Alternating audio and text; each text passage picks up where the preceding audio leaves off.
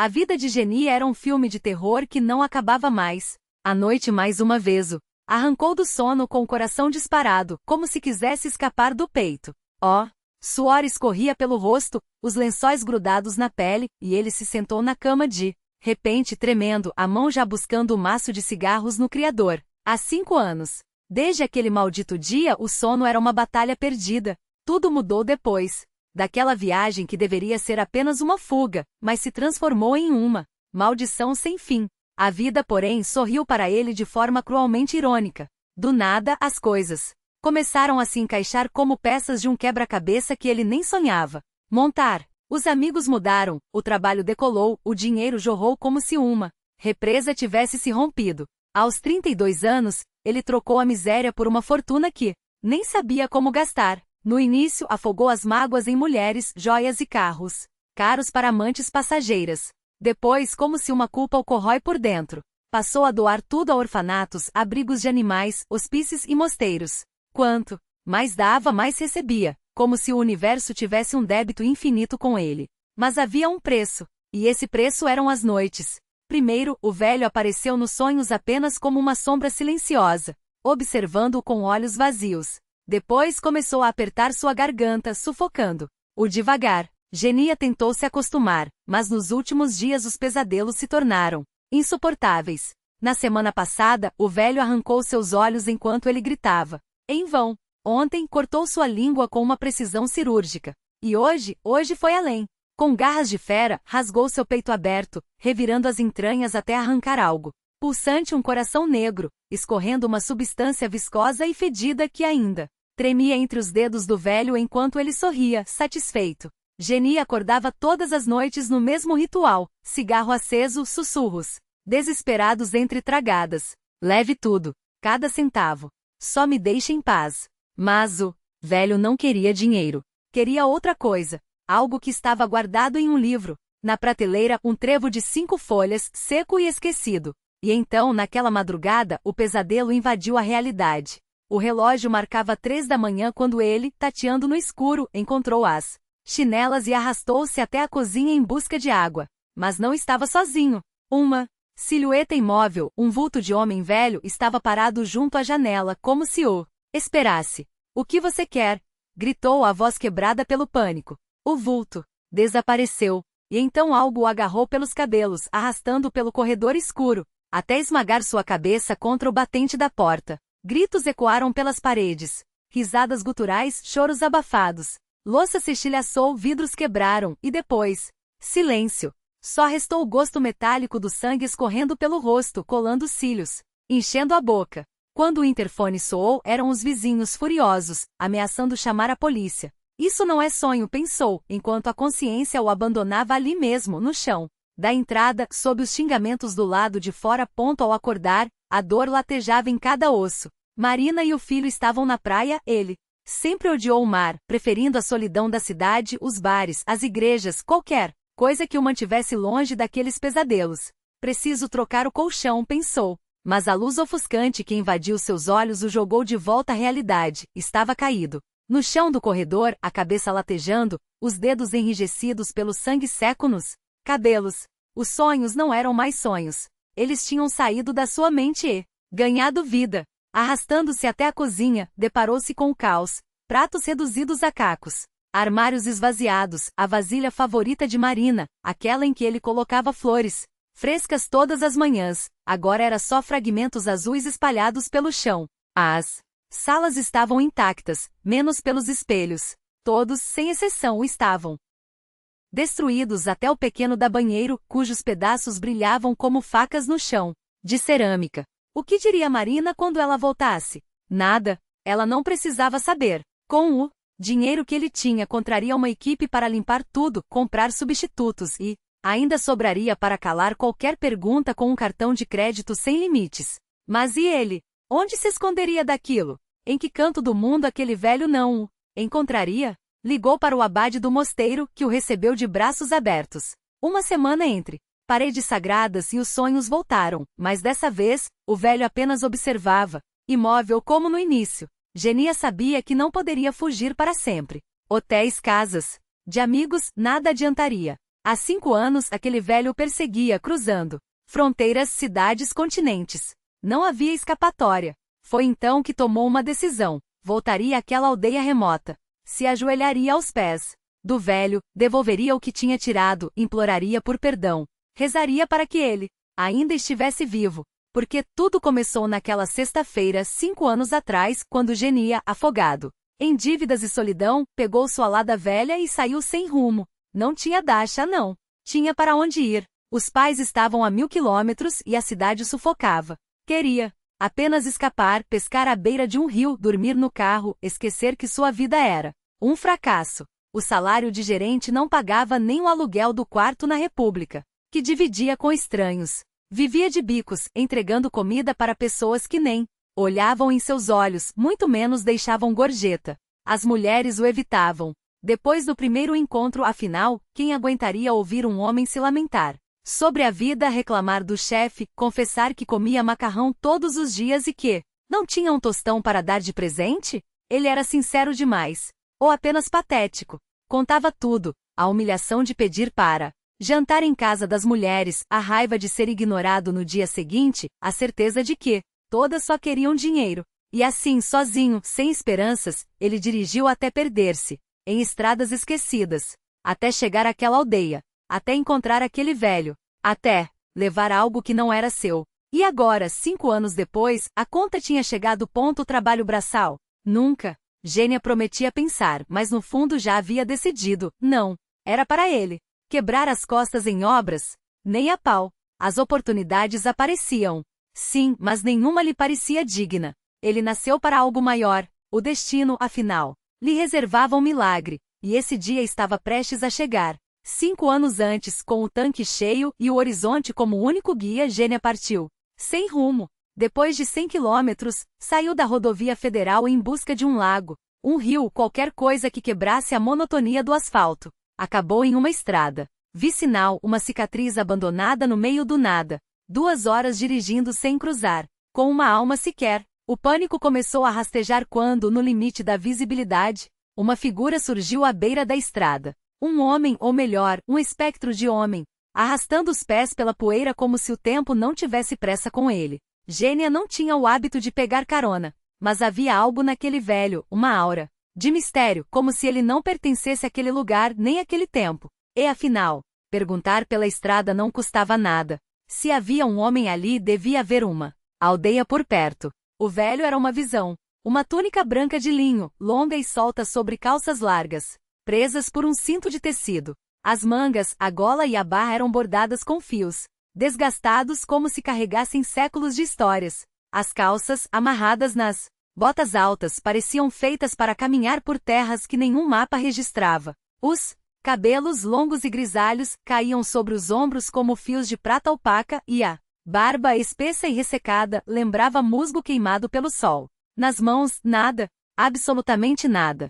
Gênia freou, abaixou o vidro e lançou, com um sorriso que não escondia a desconfiança. De onde vem e para onde vai tão paramentado assim, velhinho? O velho o encarou com um olhar que pesava mais que uma década de silêncios. A voz saiu arrastada, como se as palavras tivessem que vencer a resistência do ar. Daqui para lá. Pula, não quer me levar até o fim do trecho? São só uns quilômetros. Gênia hesitou. Pula? Que nome era aquele? Mas a curiosidade venceu. O velho sentou-se no banco do passageiro, mexendo no cinto da túnica como se ajustasse. Algo invisível. Os lábios murmuravam palavras que soavam como uma prece ou uma maldição. O que foi que o senhor esqueceu no campo, hein? Perguntou Gênia, notando como as mãos do velho tremiam levemente. E ainda por cima de mãos vazias. Uma pausa. O ar na cabine ficou mais denso. Um trevo, respondeu o velho, finalmente. De 5 folhas. Gênia soltou uma risada incrédula. Um trevo? No meio desse mato? O senhor tá brincando, né? Qualquer quintal tem trevo. Por que vir parar aqui no fim do mundo para procurar um? O velho virou-se para ele com uma lentidão que gelou o sangue. Os olhos, antes opacos, agora brilhavam com uma intensidade febril. Um trevo de 5 folhas não é qualquer trevo. A voz ganhava força como se arrastasse algo pesado das profundezas. A primeira folha traz mudança. A segunda, esperança para quem já não acredita. A terceira, sorte e felicidade. A quarta, amor. Ele fez uma pausa dramática. E a quinta, os dedos se fecharam no ar, como se segurassem algo intangível. A quinta dá todo o ouro do mundo. Gênia engoliu em seco. Ouro? Todo ouro? Tentou disfarçar o tremor com um riso forçado. E o senhor, com quantos anos quer ouro? Pra quê? O velho fulminou com um olhar que parecia perfurar a alma. Não houve resposta. Só silêncio. Um silêncio que se esticou até ficar insuportável. Para! O grito rasgou o ar. Aqui! Me deixa aqui! Gênia pisou no freio com tanta força que os pneus guincharam. O velho saiu do carro. Sem pressa, como se o tempo fosse uma ilusão. Inclinou-se em uma reverência tão profunda que a testa quase tocou o chão. Obrigado, disse antes de mergulhar no mar de trevos roxos que ondulavam sob o vento. Gênia desceu, acendeu um cigarro e sentou-se no capô, deixando o fumo se misturar ao aroma doce e intoxicante do campo. O cheiro de mel e grama fresca subia em espirais como se a própria terra respirasse. Ele fechou os olhos, embriagado pela quietude. Ei, velho! Gritou sem se mover. Sua aldeia é longe? Pra onde eu saio dessa estrada? Mas o velho já estava a meio campo, de quatro, como um animal farejando uma presa.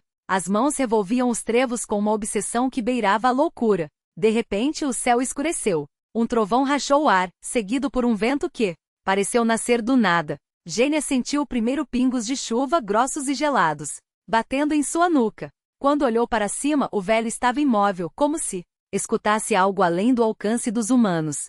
Deita, idiota! Rugiu a voz do velho, cortando o uivo do vento. A próxima monia vai te fritar como um palito. Gênia obedeceu por instinto. Atirou-se no chão no mesmo segundo em que um clarão branco rasgou o céu, seguido por um estrondo que sacudiu a terra. A chuva desabou em torrentes, açoitando suas costas como chicotes. Ele ergueu a cabeça o suficiente para ver o velho rastejando, indiferente ao temporal, os olhos fixos no chão como se buscasse um tesouro enterrado. Outro relâmpago. Desta vez, tão perto que Gênia sentiu o cheiro de ozônio queimar suas narinas. Um grito ecoou acima do trovejar. Achei! O velho se levantou de um salto, os braços estendidos para o céu, como se quisesse abraçar a fúria dos elementos.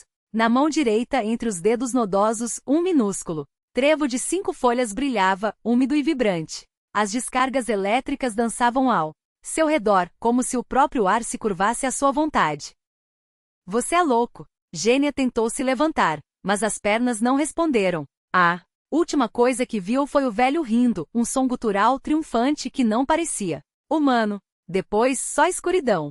Quando acordou, estava de volta ao carro. O velho ao seu lado, impassível, como se nada tivesse acontecido. Dormiu bem, moleque? A voz era seca, quase irônica. Assustou-se com um pouco de luz, hein? Liga esse trambolho e vamos. Você passa a noite na minha casa. Precisa se recuperar. E o trevo? Gênia esfregou as têmporas, tentando clarear a mente. Você? Encontrou? Os lábios do velho se curvaram em algo que não era um sorriso. Encontrei. Os dedos apertaram o volante com uma força desproporcional. 27 anos procurando. E agora? Agora está feito. Meia hora depois, chegaram à aldeia, se é que aquilo merecia o nome. 4. Casas tortas, quase engolidas pela vegetação, como se a floresta estivesse lentamente as reconquistando. Seguiram por uma trilha que já fora uma linha de trem, os trilhos, agora devorados pela terra. Entre, ordenou o velho, apontando para uma cabana de troncos. A porta não. Está trancada. Gênia hesitou, mas cruzou a soleira. O cheiro o atingiu primeiro. Mofo, terra úmida e algo mais, um odor metálico como de sangue antigo. A luz filtrava-se por frestas nas paredes, revelando um interior espartano, bancos de madeira alinhados nas paredes cobertos por tapetes puídos, uma mesa rústica com bancos ao redor. No canto, um fogão de lenha que parecia não ser usado há décadas. Abra a janela, resmungou o velho, como se lesse seus pensamentos. O ar aqui dentro mata um homem. Gênia obedeceu, mas a sensação de sufoco não passou. Era como se as paredes respirassem. E a comida? Perguntou, olhando em volta. O senhor vive do quê? De ducha? Ar? O velho soltou uma risada rouca. Posto. Os olhos brilharam com malícia. Mas você tem varas no carro. Vi, lá. Atrás tem um lago. Vá pescar seu jantar. 2 horas depois, Gênia assava 2 peixes sobre uma fogueira improvisada no quintal. O velho observava, as mãos cruzadas sobre o peito, enquanto tecia histórias. que soavam como advertências. E o trevo? Gênia não resistiu. O que vai fazer com ele? O velho se levantou tão rápido que a cadeira rangeu. Desapareceu dentro da cabana e voltou com um livro grosso, as capas de couro gastas pelo tempo. Abriu-o com reverência, depositou o trevo entre as páginas e fechou-o com um estalo. Ele fará o que deve fazer, murmurou. E você? Os olhos se fixaram em Gênia, pesados como pedras. Fique se quiser. Vá quando quiser. Aqui a alma se cura ou se perde. A oferta soava tentadora. Melhor do que vagar sem rumo, melhor do que voltar para uma vida que não queria. Gênia aceitou. À noite, enquanto deitava em um dos bancos cobertos por peles puídas, o velho falou do filho. Um homem da sua idade, 27 anos, vivendo na cidade. Um neto doente.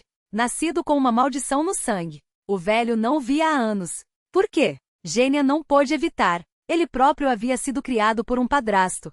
Pai biológico sumindo antes mesmo de seu nascimento. Não havia ódio, apenas um vazio que nenhuma explicação preenchia. O velho se encolheu, como se a pergunta o tivesse golpeado. Roubei algo de um homem, confessou, a voz quebrada. Prometi devolver, mas, quando fui, os dedos tremeram.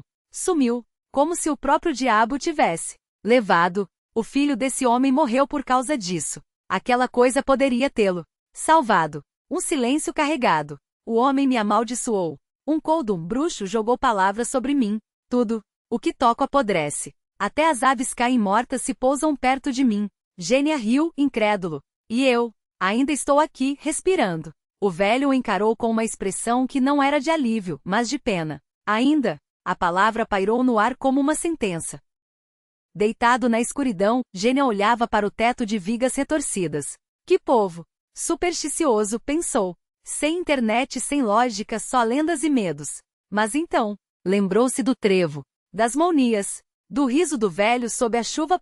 E pela primeira vez em anos sentiu medo. Não do velho, não da maldição, mas da possibilidade de que tudo aquilo fosse real. E o celular, é claro, havia descarregado no pior momento. Mas naquela manhã, ao se despedir do velho, Gênia não resistiu, roubou daquelas páginas amareladas o trevo de 5 folhas, só por precaução. Voltou à cidade com o coração leve, guardou a planta seca entre as páginas de um livro e nem sequer pensou no velho enquanto ele, virando cada folha com dedos trêmulos, procurava por algo que já não estava mais lá. Um mês se passou. E então, como por milagre, a vida começou a sorrir para ele. Primeiro, uma promoção inesperada, chefia na empresa, salário dobrado. Depois, uma oferta de outra companhia, 4 vezes mais do que ganhava. Os negócios brotaram como cogumelos após a chuva. Dinheiro jorrava, a depressão evaporou, como fumaça ao vento. Até Marina reapareceu, aquela Marina, a que ele jurava ter perdido para sempre. Casaram-se, tiveram Egor, um menino de olhos claros e riso fácil. Gênia nem sequer associava o trevo àqueles eventos. Sempre acreditara em milagres. Só não sabia que eles poderiam ter um preço. Até que as noites se tornaram um pesadelo. O velho começou a visitá-lo nos sonhos. Primeiro como uma sombra nos cantos da memória. Depois como um peso sobre o peito, sufocando, arranhando-lhe a garganta com palavras que não conseguia entender. Gênia tentava se convencer de que era só estresse, canso, a mente brincando com ele. Até a noite passada. O telefone tocou. Do outro lado, a voz de Marina se partia em soluços. Egor está na UTI. Adormeceu e começou a engasgar. Chamei a ambulância. Ele está em coma. Gênia desligou. Desligou o celular, tirou o trevo seco do bolso, colocou-o no porta-luvas do carro e dirigiu como um louco de volta àquela aldeia maldita, àquela cabana de madeira podre, aquele campo onde tudo havia começado. Agora ele sabia, não era sorte, era uma maldição, uma dívida, e estava disposto a pagar com tudo, cada copeque, cada propriedade, cada pedaço de si mesmo, se isso significasse salvar o filho. A aldeia estava igual, abandonada, silenciosa, como se o tempo ali não passasse. Encontrou a cabana e rompeu pela porta rangente. Ninguém. Esperou a noite inteira. Os dedos cravados nas tábuas da mesa, os olhos ardendo de exaustão. O velho não apareceu. O que você está fazendo aí? Espreitando como um ladrão. Uma voz rouca-o atingiu como uma faca. Do outro lado da cerca torta, uma velha encurvada o observava com olhos opacos. Seus dedos nodosos se agarravam à madeira como garras. Estou procurando um homem. Um velho. Pedro, acho. A velha cuspiu no chão, contorceu os lábios em algo entre riso e nojo. Pedro? Ah, você quer dizer aquele Pedro. Fez uma pausa contando nos dedos. Sujos. Morreu faz 32 anos. Se quiser, mostro a covas. Gênia sentiu o chão se abrir sob seus pés. 32 anos? Mas eu estive com ele aqui há 5. A velha o encarou como se ele fosse um fantasma. Narcomano, é? Ou bêbado? Resmungou, antes de se afastar com passos arrastados, a saia longa varrendo a terra seca. 2 semanas de espera. Noites em claro, o coração batendo como um martelo. Contra as costelas, não mais pelo medo do velho, mas pela sua ausência. Por quê? Agora o pesadelo era pior, o silêncio. A incerteza. Egor poderia já estar morto. Marina poderia estar chorando sobre um caixãozinho branco. E ele ali preso naquele limbo. Sem coragem de ligar, sem coragem de ir embora sem fechar aquele ciclo. Uma noite exausto, a barba por fazer, as roupas sujas de terra e suor, Gênia desabou. Sobre a mesa de madeira. Chorou como um animal ferido, os ombros sacudindo em soluços secos. Foi então que sentiu uma mão pesada em seu ombro. Virou-se devagar, como se temesse que o toque o queimasse. Pedro estava ali. O mesmo casaco surrado, os mesmos olhos que pareciam ver, através da carne. Sentou-se à sua frente, estendeu a palma aberta. Gênia se levantou de um salto, correu até o carro, voltou com o trevo ressecado e o depositou na mão do velho. Os dedos do velho se fecharam sobre a planta como uma armadilha. Você matou meu filho, Iliá. A voz era um rosnado baixo, como pedra rolando. Ladeira abaixo. Roubou sua vida, mas salvou meu neto. Devolveu o que era meu. Gênia abriu a boca, mas nenhum som saiu. Pedro levantou um dedo, selando seus lábios. Egor viverá. Fez uma pausa. Mas você o condenou à infelicidade. Tomou-o, que não era seu, a sorte que pertencia a outro. Agora, se quiser salvá-lo de verdade, encontrará um novo trevo de 5 folhas. Para ele. E não voltará para casa sem ele. Os olhos do velho brilharam como brasas. Porque se voltar, ambos morrerão. Você e seu filho. Mas se ficar, se encontrar, então talvez haja esperança. Gênia engoliu em seco. Mas eu já devolvi o seu. O que mais você quer? Eu quero o que você roubou de Iliá. Pedro inclinou-se para frente e Gênia sentiu o cheiro de terra úmida de coisa antiga. Aqueles anos que meu filho deveria ter tido. A vida que você viveu em seu lugar. Marina não era sua. Egor não é seu. Ela carregava o filho de Iliá quando você o encontrou. Um menino pobre e doente que fugiu, porque não aguentava mais a maldição que eu mesmo tinha trazido sobre nós. O velho suspirou como se carregasse o peso do mundo. Eu procurei por anos aquele trevo, para salvar meu filho do que eu mesmo havia feito. E quando finalmente o encontrei, você o roubou. Agora, se quiser que Egor viva, seu Egor, meu neto, encontrará outro, e não demorará muito. 27 anos levei para achar o meu. Você não tem tanto tempo. Pedro levantou-se, a silhueta desbotando como fumaça. Pergunte a Agafia onde está minha cova. Vá até lá. Não nos veremos mais. Naquela noite Gênia dormiu como não dormia há anos. Sem pesadelos. Sem sufocos. Quando acordou por um instante acreditou que tudo não passará de um sonho febril. Até ver, dobrada sobre a cadeira ao lado, a camisa de linho grosso, as calças remendadas, as botas cobertas de poeira. Vestiu-as sem hesitar. Caminhou até o campo onde, anos atrás, um velho lhe oferecerá chá e uma história que ele não quis ouvir. O celular vibrou no bolso. Vânia, onde você está? A voz de Marina era leve, quase alegre. Egor e eu viemos para a nova casa. Recebemos as chaves, preparamos tudo. Ele está te esperando. Quando você chega? Gênia fechou os olhos. Sentiu o vento cortar seu rosto como uma lâmina. Mãe, não se preocupe. Estou bem. Uma pausa. Tenho 32 anos. Sou um homem feito. Desligou. Saiu da estrada principal, rumo à estrada de terra onde a grama crescia. Entre os trilhos abandonados. Horas se passaram. Nenhum carro. Nenhuma alma. Até que no meio do nada uma figura surgiu à beira da estrada. Um velho levantando a mão em sinal de carona. Gênia freou. E soube, antes mesmo de olhá-lo nos olhos, que a busca havia apenas começado. O vento uivava entre os galhos secos como se o próprio bosque sussurrasse. Segredos que ninguém ousaria repetir. Gênia estacou o carro a poucos metros da figura encurvada, os faróis cortando a escuridão em lâminas amarelas. O velho não se mexeu. Apenas ficou ali imóvel, como se fosse parte da paisagem, um tronco retorcido, uma sombra esquecida pelo tempo. Você não deveria estar aqui, disse Gênia, a voz rouca, arrastada pelo cansaço de quilômetros sem resposta. O velho levantou a cabeça. Os olhos, afundados em rugas profundas como sulcos de terra ressecada, brilharam com uma luz que não era humana. Todos deveriam estar aqui, respondeu, e a palavra ecoou como um presságio. Ela está esperando. Gênia sentiu o sangue gelar. Não perguntou quem. Não precisava. O velho estendeu a mão, os dedos nodosos tremendo levemente. Não era um pedido de carona. Era um convite. Ou uma advertência. A estrada à frente não leva a lugar nenhum. Só a ela. Gênia olhou para o painel do carro, os ponteiros do relógio marcando uma hora que não fazia sentido. 3h17. A hora em que os mortos suspiram e os vivos esquecem de respirar. Quem é ela? Perguntou, embora já soubesse. O velho sorriu, revelando dentes amarelos e lascados. A que não deveria ter sobrevivido. E então Gênia viu. Entre as árvores, onde a escuridão era mais densa, um vulto se movia. Uma silhueta.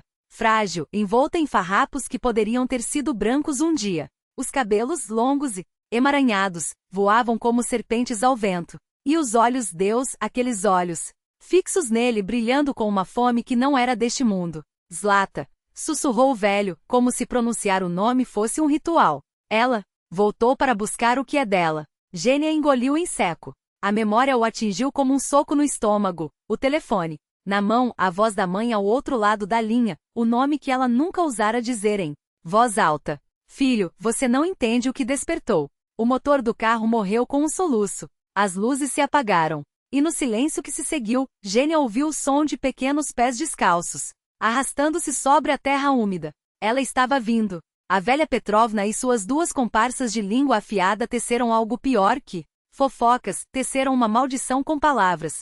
Espalharam pela aldeia que Lelka era uma ladra de maridos, que Zlata não passava de um bastardo amaldiçoado, filha do demônio. Sussurraram entre risadas envenenadas. Quando Petrovna deu à luz seu filho, Senka tinha apenas 2 anos, o herdeiro legítimo, o menino dourado do marido, ao contrário da enjeitada que Lelka carregava nos braços. O garoto cresceu entre mimos e privilégios, enquanto a sombra de Zlata era pisoteada a cada passo. Mas aos 7 anos, algo no sangue de Senka azedou. Ele se tornou uma fera em miniatura, apedrejava cães até sangrarem, amarrava latas nos rabos dos gatos e os deixava correr em pânico, espancava as crianças mais fracas do vilarejo. Zlata, claro, era seu alvo favorito, não com toda a crueldade que poderia, mas o suficiente para que Petrovna, ao descobrir, proibisse o filho de se aproximar da bruxinha. Não mexa com elas, menino. Essas coisas voltam, a divertiu, cruzando os braços como se isso bastasse para conter o monstro que havia criado. Não bastou. Senka redobrou os ataques. Empurrava Zlata em poças de lama, atirava pedras com estilingue em suas costas, espreitava-a pelos cantos para cortar mechas de seus cabelos com uma faca enferrujada. Até aquele dia em que Lelka voltou do poço com os baldes cheios, os músculos tensos de exaustão, e viu o filho da Petrovna rindo. Jogava cardos nos cabelos emaranhados de sua filha. Algo dentro dela estalou. Com um movimento rápido como o de uma serpente, Lelka agarrou Senka pela orelha e o arrastou pelo chão, enquanto o garoto guinchava como um porco abatido. Se encostar nela de novo, juro pela mãe que te enterro vivo no quintal, cuspiu, os olhos tão escuros que pareciam 2 poços sem fundo. Foi então que as amigas de Petrovna apareceram, a Verka e Ludka, como abutres atraídos pelo cheiro de sangue. Empurraram Lelka, puxaram seus cabelos, arrancaram-lhe o chale das costas. Quando Verka cuspiu no balde de água cristalina e Ludka jogou uma punhada de terra no outro, Lelka caiu de joelhos, as lágrimas sulcando a sujeira em seu rosto. Dibem pescre, que a praga vos devore suas carniças, gritou, a voz quebrada entre soluços. Malditas sejam, suas línguas apodreçam na boca. As mulheres apenas riram, arrastando Senka para longe como se levassem um troféu. Mas Zlata, pequena e pálida, aproximou-se da mãe e sussurrou, enxugando suas lágrimas com as mãos sujas. Não chore, mamãe. Eu as amaldiçoo. Elas vão morrer. Lelka a puxou para si, o coração partido entre o orgulho e o terror daqueles olhos que brilhavam com uma fúria antiga. Levanta, minha pequena feiticeira, disse, forçando um sorriso. Vamos pentear esses cabelos antes que virem um ninho de corvos. Mas quando tentou desatar os nós da juba dourada de Zlata, até a velha Barcaoia, chamada para ajudar, sacudiu a cabeça. Tem que cortar, menina.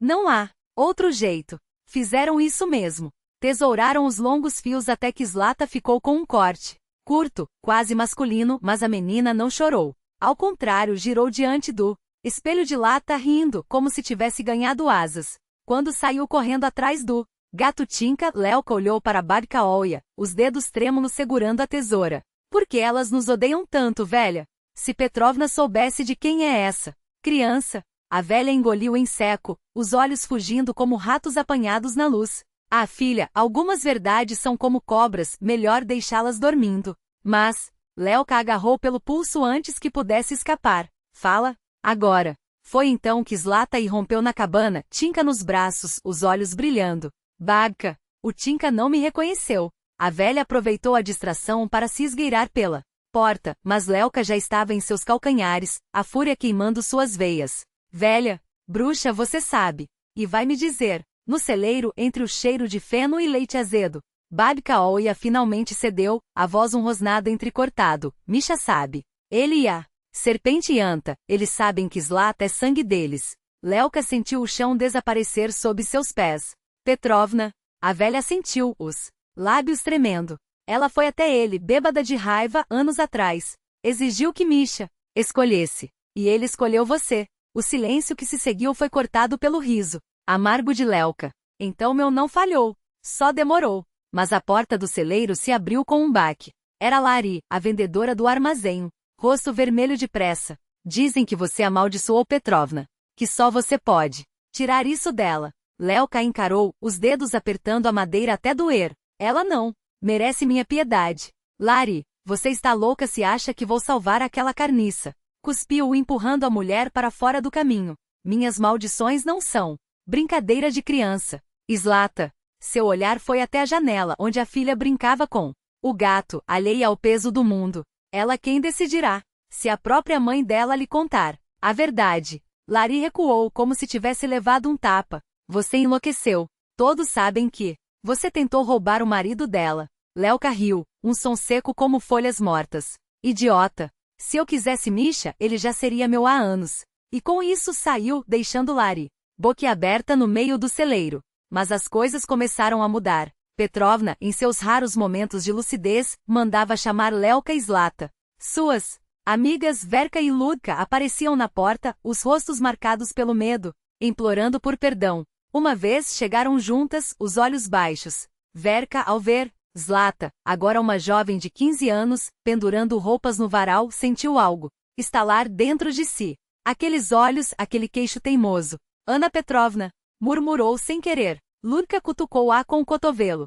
Sua vez de falar, Melimel. Zlatusha. Ludka começou, a voz trêmula. Nós só queríamos. Zlata virou. Se, os lábios curvados em um sorriso que não chegava aos olhos. Ainda não. Morreram então? As memórias a atingiram como facas, as mãos empurrando sua mãe, a saliva nos baldes, o riso enquanto Lelka chorava no chão. Se querem perdão, peçam a ela. Apontou para a porta da cabana, onde Lelka surgiu, os braços cruzados. Misha apareceu atrás delas, o machado na mão, o rosto uma máscara de fúria. Vão embora suas cobras antes que eu as corte ao meio. As mulheres recuaram, tropeçando umas nas outras, até desaparecerem na poeira da estrada. Naquela noite, o ar na cabana estava pesado. Misha não conseguia dormir, apesar do cansaço. Abriu a janela, buscando um sopro de vento e ouviu a voz de Lelka. Escuro, não dorme, Mishenka? Ele sentou-se na beira da cama, os dedos brincando com as franjas do cobertor. Petrovna, ela deve estar se arrependendo. Lelka riu, um som sem alegria. Arrependimento não apaga sangue, marido. E se ela morrer? Assim?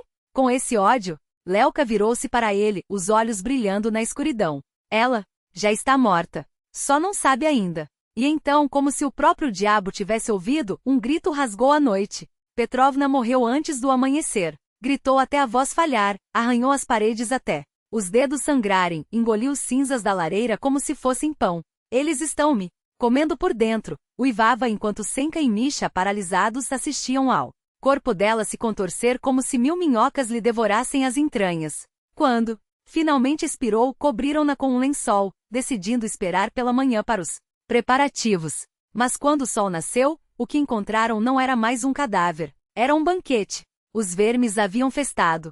Os olhos esvaziados. A boca, um ninho de larvas gordas. A pele, rachada como terra seca, jorrando um caldo negro e fétido. Recolheram os restos quase a contragosto, envoltos em panos ensopados de álcool, e enterraram-na em um caixão fechado selado com pregos e orações apressadas.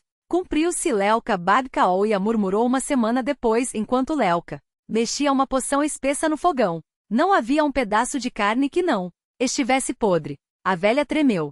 E agora dizem que o homem de Yai adoecera. Ó, filho! Senka! Lelka não olhou para cima. Ele sempre foi louco. Só agora o mundo vê. Zlata entrou pela porta, os cabelos, agora longos novamente, caindo em ondas sobre os ombros. Mamãe, a sopa está queimando. Lelka soprou as brasas, os lábios, curvando-se em um sorriso que não chegava aos olhos. Vá chamar seu pai para jantar, filha. Hoje comemos juntos. E enquanto Zlata saía, sua sombra dançando na parede, Lelka sussurrou para o fogo. Ainda não acabou. A porta da velha casa rangeu ao se abrir e Zlata entrou cambaleando, os cabelos, outrora longos e dourados, agora reduzidos a mechas irregulares, arrancados à força por mãos brutais. A jaqueta, rasgada nas costuras, deixava entrever os joelhos ensanguentados, onde as calças arrastadas pelo chão tinham se desfeito em farrapos. As mulheres da aldeia se aglomeraram ao redor dela, mas a jovem tremia em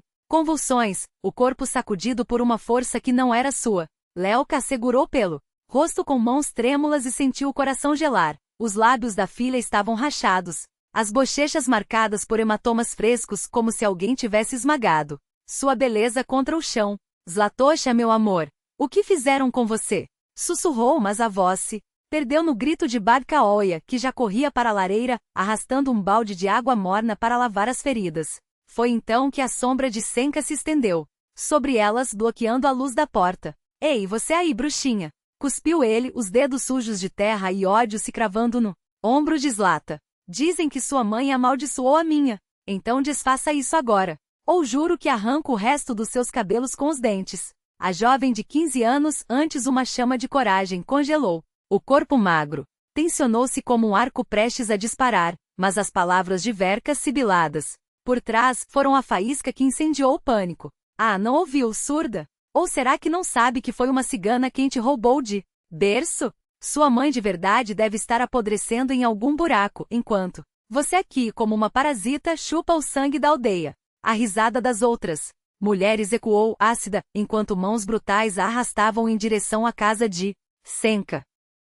Lelka tentou correr, mas seus pés pareciam presos ao chão, como se a terra mesma a impedisse de interferir. Dentro da cabana, Zlata foi jogada sobre um banco de madeira podre. O primeiro golpe de Senka estalou no ar, e o sangue jorrou do lábio partido da garota. Reze, sua maldita!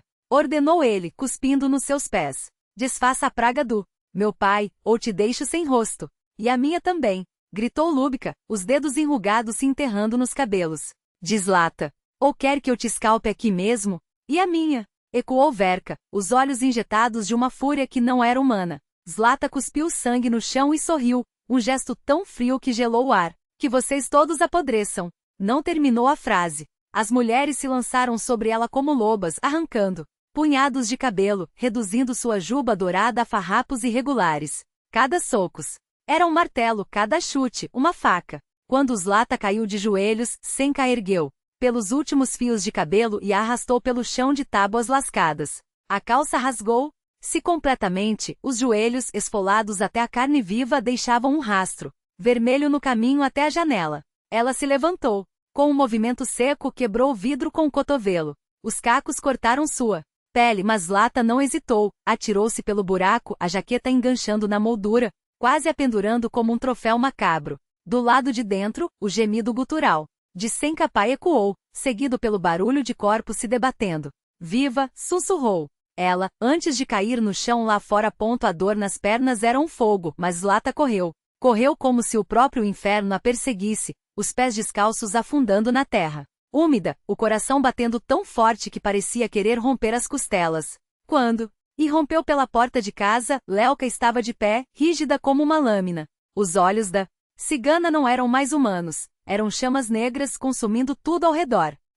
Zlata mal conseguiu falar, o sangue escorrendo pelo queixo. Não precisou dizer mais nada. Lelka já sabia. O vento outonal chicoteava seu vestido fino, mas ela não sentia o frio. Sentia apenas o sangue fervendo, a fúria latejando como um segundo coração. Quando as mulheres viram se aproximar, Verka soltou um guincho. Lá está ela, a maldita. E avançou, as unhas curvas prontas para arrancar os olhos da cigana. Agora vamos te despir até os ossos, sua.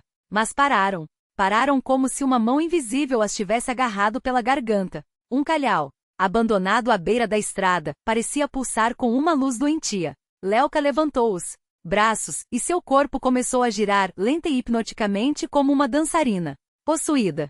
O grito que saiu de sua garganta não era um som, era uma lâmina cortando o ar, rasgando a sanidade de tudo ao redor. Verka uivou. Seus dedos se enterraram no couro cabeludo de Lubka e com um movimento bruto, esmagou a cabeça da mulher contra a pedra. O crânio estalou como uma noz e a matéria cinzenta se misturou ao sangue que escorria em jorros.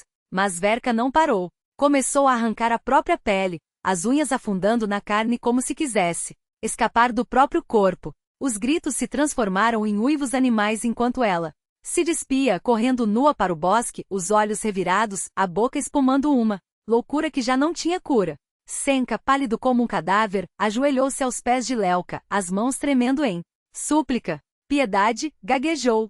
Ela nem olhou para ele. Virou as costas e seguiu seu caminho, deixando para trás o cheiro de carne podre e o som de ossos se quebrando. Mais tarde, quando Misha chegou da mina, encontrou as 3 mulheres abraçadas no chão, balançando-se como crianças assustadas. Babka. Olha pressionou um dedo nos lábios, silenciosa. Não havia palavras para o que tinham visto. 2 semanas depois, a família partiu. Lelka, Misha, Zlata, Babka, Olya e o pequeno Tinka carregaram suas poucas coisas para a cidade, onde compraram uma casa modesta nos arredores. Ninguém jamais mencionou o que acontecerá na aldeia. Para o mundo, eram apenas rumores de bêbados. Dizem que as mulheres enlouqueceram por causa do Kolezitsu, o demônio do pântano. Zlata cresceu sem saber quem era sua mãe de sangue. E no fundo não importava mais. A vida lhe sorriu. Lelka deu à luz Petróleo, um menino de olhos escuros como a noite. Verka, que assassinara Lubka sob o transe da cigana, foi encontrada 1 ano depois. Seus restos, roídos por animais, apodreciam à beira do pântano. Seus descendentes por 7 gerações conheceriam apenas fome, prisões e doenças que corrói os ossos. Babka. Olya viveu até ver os bisnetos de Zlata crescerem, seus olhos ainda brilhando com a sabedoria daqueles que tocaram o sobrenatural. Anos depois, Lelka estendeu uma nota amassada para um mendigo junto ao mercado. Seu rosto estava coberto por feridas supurantes, o cheiro de podridão tão forte que fez a cigana recuar, a bile subindo pela garganta. Por que não vai a um hospital? Perguntou a voz trêmula. O homem moveu os lábios, e um hálito de carne apodrecida atingiu seu rosto. Ninguém pode me curar, sussurrou ele. Eles não entendem o que sou. Lelka sentiu algo se contorcer em seu peito quando seus olhos se encontraram. O mendigo sorriu. Era o sorriso de Senka. E em sua garganta, algo borbulhou, úmido e faminto, como se a podridão finalmente tivesse encontrado um novo lar.